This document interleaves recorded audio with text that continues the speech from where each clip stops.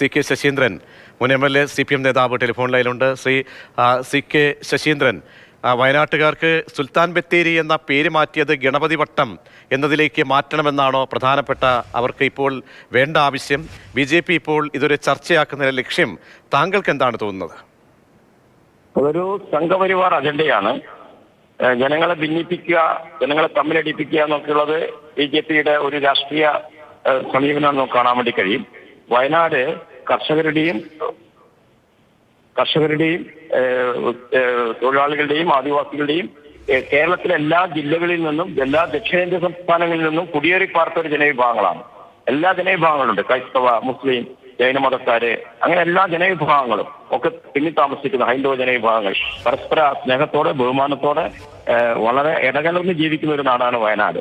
അവിടെ ജനങ്ങളെ തമ്മിലടിപ്പിക്കാനും ഭിന്നിപ്പിക്കാനും ഇത്തരം സമീപനങ്ങൾ, മതനിരപേക്ഷതയുടെ സമീപനം ഉയർത്തിപ്പിടിച്ചുകൊണ്ട് തന്നെ വയനാട് അതിനെ വല്ലപോലെ ചെറുത്തുതോലിപ്പിക്കും. സുരേന്ദ്രൻ പറയേണ്ടിയിരുന്നത്, യഥാർത്ഥത്തിൽ അദ്ദേഹം പറയേണ്ടിയിരുന്നത് വനനിയമം മാറ്റം വരുത്താൻ വേണ്ടി ഇടപെടും എന്ന് പറഞ്ഞിരുന്നെങ്കിൽ ആളുകൾ അതിനെ ശ്രദ്ധിക്കുമായിരുന്നു. ഇത് ജനങ്ങളെ തമ്മിലടിപ്പിക്കുക, എന്താ പറയേണ്ടതെന്ന് അവരാണ് തീരുമാനിക്കേണ്ടത്. ഞങ്ങൾക്ക് പറയാനുള്ള അധികാരമൊന്നും ഞങ്ങൾക്കില്ല, ആ അർത്ഥത്തിലല്ല ഞാൻ പറയുന്നത്. പക്ഷെ തികച്ചും തെറ്റായ ഒരു സന്ദേശമാണ് ഉയർത്തിപ്പിടിക്കുന്നത്. ബത്തേരിയുടെ പേര് മാറ്റിയാൽ വയനാട്ടിലെ ജനങ്ങളുടെ പ്രശ്നങ്ങളാകെ പരിഹാരം കാണും എന്ന് അദ്ദേഹം വിശ്വസിക്കുന്നുണ്ടെങ്കിൽ അത് ഞാൻ നേരത്തെ പറഞ്ഞ പോലെ മതനിരപേക്ഷതയെ തകർക്കാനും വർഗീയത ഉയർത്തിപ്പിടിക്കാനുമാണ്.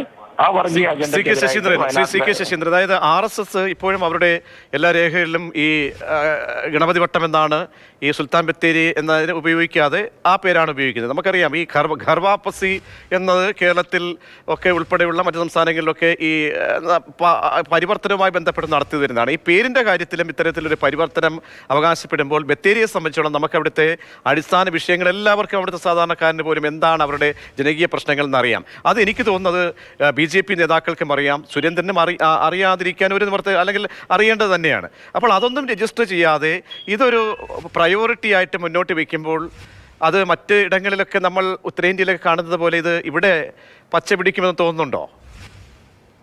ഞാൻ പറഞ്ഞത് തുടക്കത്തിൽ സംഘപരിവാർ അജണ്ടയാണെന്ന് സൂചിപ്പിക്കാൻ കാരണം അതാണ്.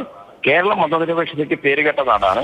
മതനിരപേക്ഷത ഉയർത്തിപ്പിടിക്കുന്നതിന്റെ ഫലമായിട്ട് മതവിശ്വാസവും ഒക്കെ ഉൾച്ചേർത്ത് കിടക്കുന്നതാണ് മതനിരപേക്ഷത കാണാൻ വേണ്ടി കഴിയും. അതുകൊണ്ട് ഈ കേരളത്തിൽ BJPക്ക് വിജയമൊന്നും ഉണ്ടാകാൻ വേണ്ടി പോകുന്നില്ലെങ്കിലും BJP അപകടകരമായ ഒരു സന്ദേശം ഉയർത്തുന്നതുകൊണ്ട് ജാഗ്രത പാലിക്കേണ്ടതുണ്ട്. അതാണ് അതിന്റെ വിഷയം. ആ ജാഗ്രത പാലിക്കുന്നതിന്റെ ഫലമായിട്ട് മതനിരപേക്ഷതയ്ക്ക് വേണ്ടിയും ഇത്തരം തെറ്റായ കാര്യങ്ങൾക്കെതിരായിട്ട് എല്ലാവരും യോജിച്ച് അണിനിരക്കുക എന്നുള്ളതാണ് നമുക്ക് ചെയ്യാൻ വേണ്ടി കഴിയുക. ഒരിക്കലും നമുക്ക് അത്തരമൊരു സന്ദേശത്തോട്, അത്തരമൊരു സമീപനത്തോട് യോജിക്കാൻ വേണ്ടി കഴിയില്ല. പേരുകൾ ഉണ്ടാകുന്നത് ചരിത്രത്തിന്റെ ഭാഗമാണ്. ആ ചരിത്രപരമായിട്ടുള്ള പേരുകളൊക്കെ ഉണ്ടായിട്ടുണ്ട്. ആ ചരിത്രമൊന്നും ആർക്കും നിഷേധിക്കാൻ വേണ്ടി കഴിയില്ല. ചരിത്രത്തെ തിരുത്തുക, ചരിത്രത്തെ പുനർവായനയ്ക്ക് വിധേയമാക്കുക, ചരിത്രത്തെ തിരുത്തി എഴുതുക, ഇതിന്റെയൊക്കെ ഭാഗമായിട്ടാണ് പേരുമാറ്റം ഉൾപ്പെടെയുള്ള കാര്യങ്ങൾ അവർ മുന്നോട്ട് വെക്കുന്നത്. നമുക്ക് അതിനോട് യോജിക്കാൻ കഴിയാത്ത കാര്യങ്ങളാണ്. ഞങ്ങൾ മാത്രമല്ല, വയനാട്ടിലെ പൊതുജനങ്ങൾ അതിനോട് യോജിക്കുന്നില്ല. ശരി, സി കെ ശശീന്ദ്രൻ CPM നിലപാട് പറയുകയായിരുന്നു. ഇപ്പോൾ